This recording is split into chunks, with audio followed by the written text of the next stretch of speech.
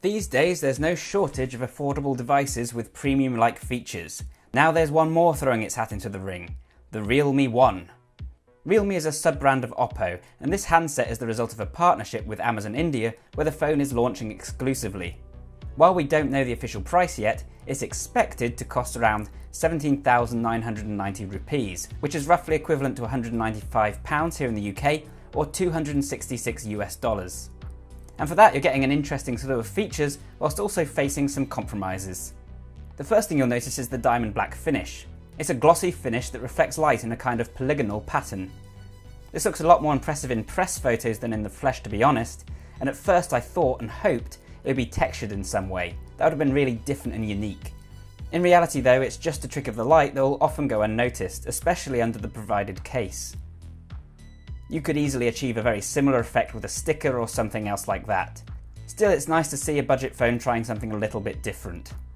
To be honest though, the phone generally feels quite cheaply made, very plasticky and light, and not in the good way. In fact, at first when I opened it out of the box, I had to double check that the battery was actually in it. I was also pretty disappointed to discover a micro USB port down the bottom. That definitely feels like a cheap choice these days. As do the haptics, which come from a very noisy and clumsy motor. And there's no fingerprint sensor, which is also something you almost always find on even budget handsets. Better news though is the 6-inch 2160 by 1080p screen with some very slim bezels. Some of the early official photos showed a notch, but it seems that this design feature was dropped last minute, as mine has a regular looking screen. That's going to be good news for some, but it would have been interesting to see a notch on a device this cheap. There's a single speaker down the bottom, but it's actually pretty loud as they go. That micro USB and generally cheap feel had me set up to not expect much when I first booted up the device. I was pleasantly surprised during setup then to discover the option for face unlock. This would be the result of the Helio P60 processor with its built-in NPU, Neural Processing Unit. And of course it somewhat mitigates the lack of fingerprint sensor, though not quite. And that AI prowess should also help to extend the 3410 mAh battery, which Oppo says will last 15 hours. 6GB of RAM is also a generous choice for a budget handset, as is 128GB of internal storage. And then there's the hybrid SIM tray, which will be useful either for using dual SIM cards of course, or expanding that memory. And on the whole, performance seems perfectly adequate. The Helio P60 is roughly equivalent to the Snapdragon 660 in that regard, and the 12nm production may help to contribute to the superior battery efficiency. That said, the chipset features a lesser GPU in the Mali G72 MP3. You may notice the odd dropped frame in demanding games, but nothing major.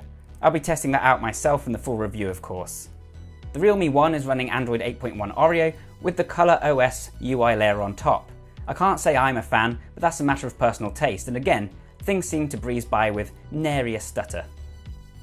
The camera also seems to be above par for the price point and once again gets to join in with the AI fun.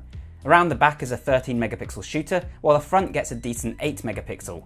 Both are capable of portrait mode depth of field effects, as well as an AI beauty technology. Both of these are handled by the NPU, despite the single lens. In my very brief test so far, the camera performance seems pretty decent, but I'm going to need a bit longer to give it a final verdict. So this is a phone that very much feels like a budget device. It feels it and it looks it, despite Realme's best efforts with that weird back panel. But there are also some cool features here that largely come down to the AI, and at such a low price point, this might just be enough to convince some punters. Of course, I'll let you know how the device performs in much more detail, as well as going into what it's like to use on a day-to-day basis in the full review, so stay tuned for that. If you found this video useful and interesting, then please hit like, please share it around, that helps us immensely. Hit subscribe if you want more videos like this and hit the bell button for notifications, and of course check out AndroidAuthority.com, for we are your source for all things Android.